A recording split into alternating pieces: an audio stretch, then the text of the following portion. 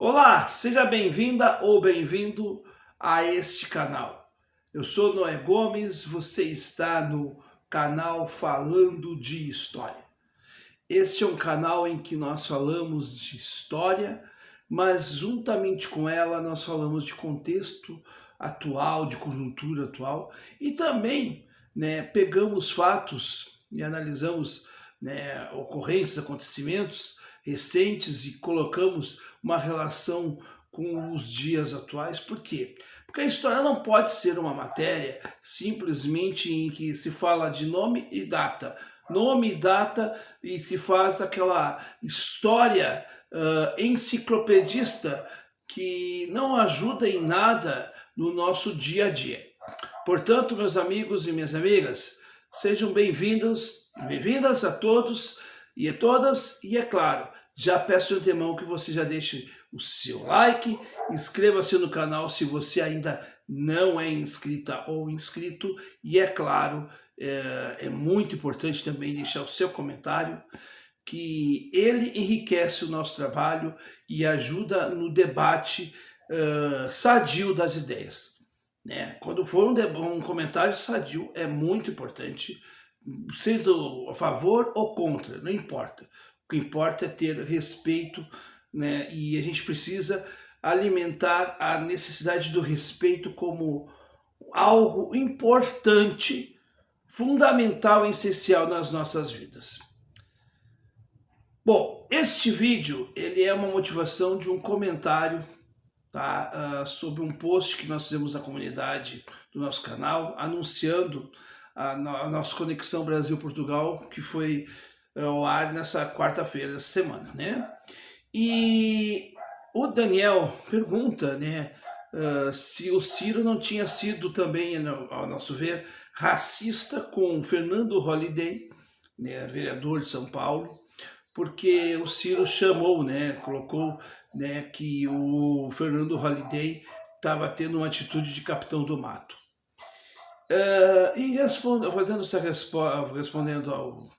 ao Daniel, eu gostaria de dizer que o racismo ele se expressa de diversas maneiras. Uma delas é, por exemplo, dizer que aqueles quilombolas pesavam em arrobas. Eu acho interessante que parte da direita que justifica a desigualdade social, que parte da direita que é contra as cotas, que é contra qualquer iniciativa de inserção social, fale de uma fala do Ciro, mas se omite, por exemplo, para a fala do Bolsonaro. Ah, mas já faz tempo isso, Pois é, e já faz tempo também essa questão do Fernando Holliday. Eu não estou aqui fazendo como lulista ou bolsonarista que relativizam os feitos dos seus heróis com os outros. Não é isso, não é essa a minha intenção. A minha intenção aqui é mostrar duas coisas. Primeiro, quando eu vejo numa sociedade hebraica o cara falar que um ser humano pesa em arrobas, justamente os judeus que sofreram tudo o que sofreram na Segunda Guerra, algo está errado. E como é que pode um judeu ser racista? Porque ele sofreu racismo na Segunda Guerra Mundial, ele foi discriminado pela sua origem. Então as coisas se complicaram. Agora, com relação a Fernando Holliday, Daniel e amigos do canal, se o Ciro foi racista, na minha opinião, não. O que o Ciro colocou foi o comportamento de Fernando Holliday. Aliás, Fernando Holliday, esse sim teve comportamentos racistas mesmo, porque ele votou tudo contra os negros, contra os seus. Então, quem é mais racista? Se tiver que ser mais racista, quem diz que o cara que está lá tendo uma atitude de capitão do mato, ou quem se diz vítima do racismo, mas vota contra os seus, que é o que o Ciro estava denunciando. Então o Ciro, quando ele chama aquele comportamento de capitão do mato, ele diz o seguinte: não basta você ser negro para ser um representante das causas raciais. Não basta você ser um professor para ser um defensor ou representante da educação. Não basta você ser um proletário e não ter consciência de classe. Então, há de se ter a consciência de que papel, o que eu estou fazendo aqui, qual é o meu papel nesse jogo sociológico. Bom, se eu me dou conta que eu vou contra os meus, é um erro grave da minha parte.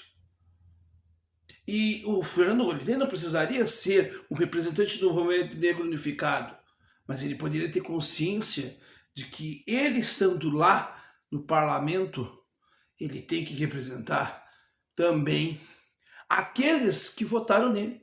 E será que os que votaram nele, os negros que votaram nele, querem de fato que ele vote contra os negros na Câmara Municipal, no parlamento? Então, muito mais além do que, de repente, uma frase que pode ter sido torta do Ciro, e não vou nem entrar nesse mérito, porque poderia ser entrar nesse mérito, não tem problema nenhum, é como a gente lida com a questão do combate ao racismo. E aí eu vou repetir o que eu falei na live de quarta-feira, e repito agora aqui. Nós tratamos a questão do racismo no Brasil de uma maneira tão enviesada, tão sem buscar o sentido, o cerne da questão, que nós criamos um apartheid onde ficamos todo branco como se todo branco fosse o racista e todo negro não tivesse nenhum lastro do racismo em si. Porque existe também o negro que fomenta o racismo, como existe a mulher que fomenta o machismo.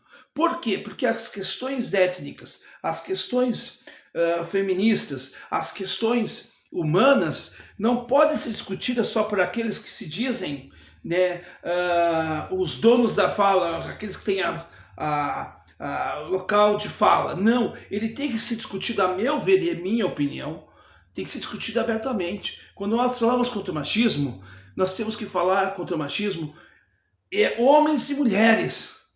Não pode ser só homens falando contra o machismo. São homens e mulheres que têm que falar sobre o machismo.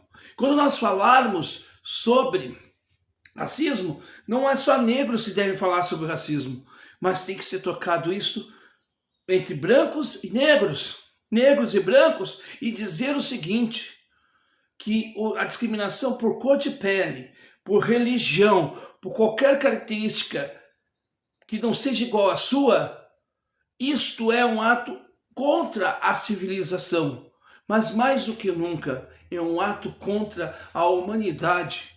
Nós deixamos de ser humanos no momento que nos alimentamos desses preconceitos. E aí a gente precisa falar disso abertamente, sem clichês.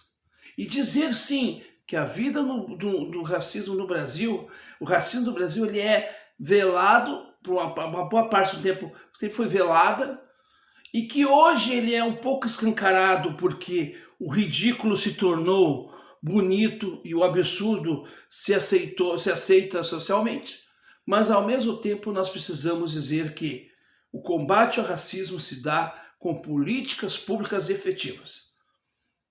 Seja na punição de quem comete o racismo, seja também na conscientização de um mundo para que novas gerações não sejam racistas.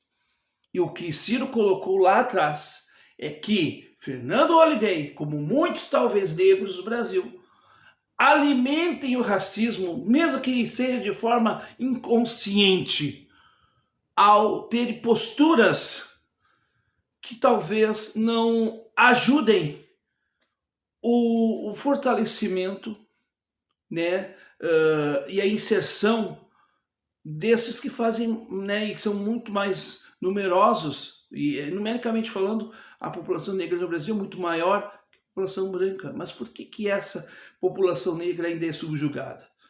E por que essa, né, dita sociedade branca brasileira ainda que não se diga racista, ou que tenta mascarar o seu racismo dizendo, olha, eu tenho amigos negros, então eu não sou racista. Não, nós precisamos ir mais além, mais ao fundo da questão, sem revanchismos, mas também sem hipocrisia ou relativismos. Talvez seja este o caminho para tratarmos deste assunto. Quero agradecer ao Daniel que deixou esse comentário aqui e que ajudou a fomentar esse conteúdo. Muito obrigado, Daniel. E se você tiver alguma dúvida, alguma sugestão, uma crítica, e você quiser que eu comente, deixe aqui nos comentários aqui o assunto, que eu vou ter o maior prazer de respondê-lo ou respondê-la sempre.